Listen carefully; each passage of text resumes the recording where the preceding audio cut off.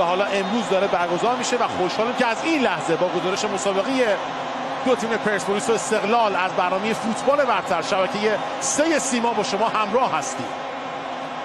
ببینید در یک آن دیده میشه مهدی پور گرساده بودن روی دروازه، ضربه سر آفساید هست اونجا و نزدیک بود دروازه پرسپولیس باز. مهدی ترابی با پای راست گرساده بودن روی دروازه، فرصت داره پرسپولیس روی ریباند میره دروازه استقلال باز بشه و سید حسینی نجات داد دروازه خودشون.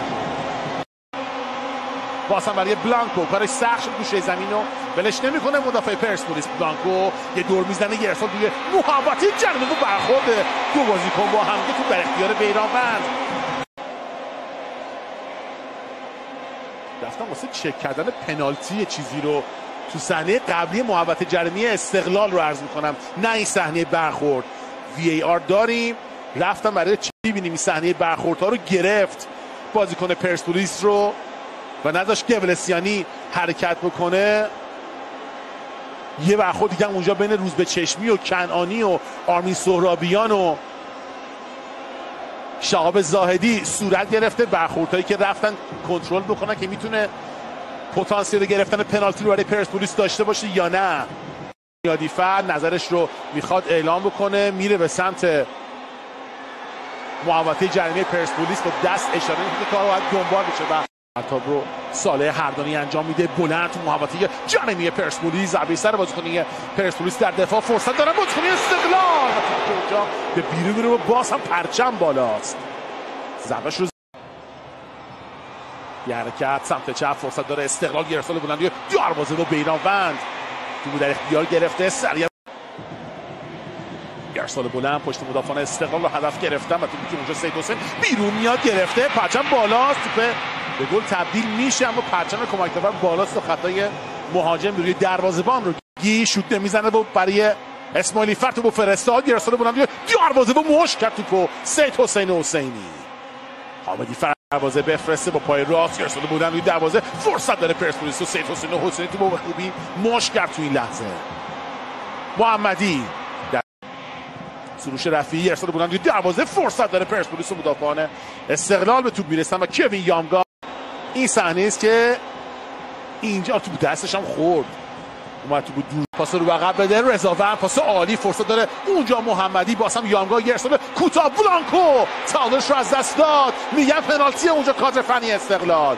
لکونام داره استقلال، محمدی به چرخه میتونه خطرناک هم باشه، ضربه‌شو نمیذاره اونجا به راحتی بزن، میبره به سمت چپ، گرسال بلند روی دروازه و نه خراب این حمله استقلال چون توپ پای چپ گرسال روی دروازه که ضربه سر و مدافع پرسپولیس زد. باز هم فرصت داره استقلال، بلانکو پچم بالا نیست و کار دنبال میشه، خود بلانکو ثابت توپه و علی بیرانوند دروازه بیرون رفت و توپو در اختیار گرفت. با هر گامی که حمله تیم فوتبال استقلال، گرسال بلند روی دروازه، بلانکو اونجا هست و ضربه کوین یامگا، بیرانوند گام برمی‌داره، تو با دستش در رفته، کنعانی توپو رد میکنه و اونجا از چپ راست اومده کوین یامگا، یه بار دیگه گرسال بلند روی دروازه و واکنش بیرانوند که تم به کورنر داد تو این صحنه. استقلال گرسال روی دروازه، فرصت داره استقلال دهانی دروازه و پرچم بالاست.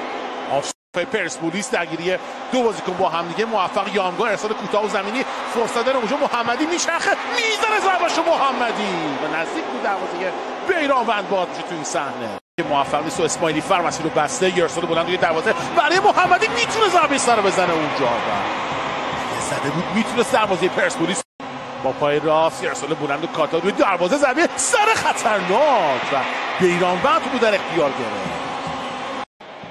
گیری خوبه بازیکن پرسپولیس پشت محوطه جریمه، عمری پاس عالی، عالیشه داخل محوطه جریمه، خود امید عالیشا پاس رو به عقب برای کی و یه پاس رو به عقب خطرناک، این پاس اشتباه میتونه کار دست استقلال بده. حسینی تو زاویه سر دور کرد پشت محوطه جریمه، زاویه امید عالیشا به توی دروازه، چه تعویضی میکنه یحیی گل محمدی. باید بگیم همون همیشگی، یعنی امید عالیشا واسه برای پرسپولیس گل میزنه. کجا رفت؟ یکی بگیره امید عالیشا رو. پیمان بابایی رو میخوام بفرستن همراه با رمضانی و چه شوتی زد.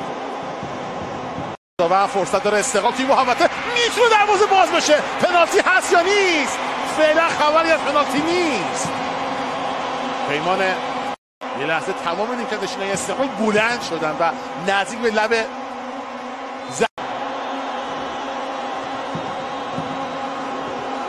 معتقدن گرفته و آخرین لحظه کشیده دست پیمان بابایی رو قفل کرده، مثلا دستشو که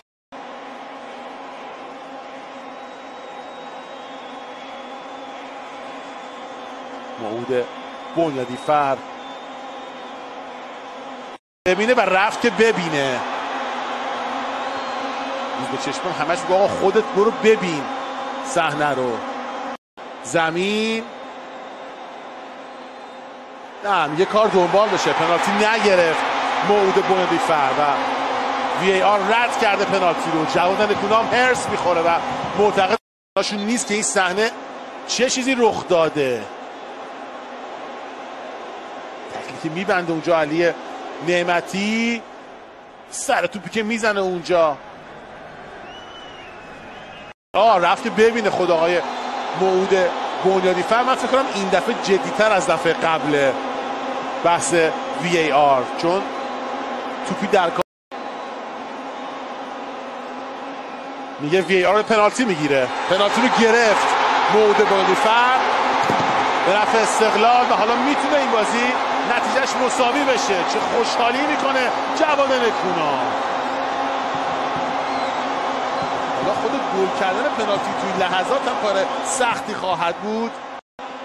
کوین یامگا داور سود زده. یامگا حرکت میکنه میزنه و خلاف جهت پنالتی رو گل کرد. جواد نکونام هم میره به سمت نیمکت پرسپولیس، البته تا میانه های زمین. یامگا میاد سمت نیمکت استقلال و بازی 1-1 مساوی میشه.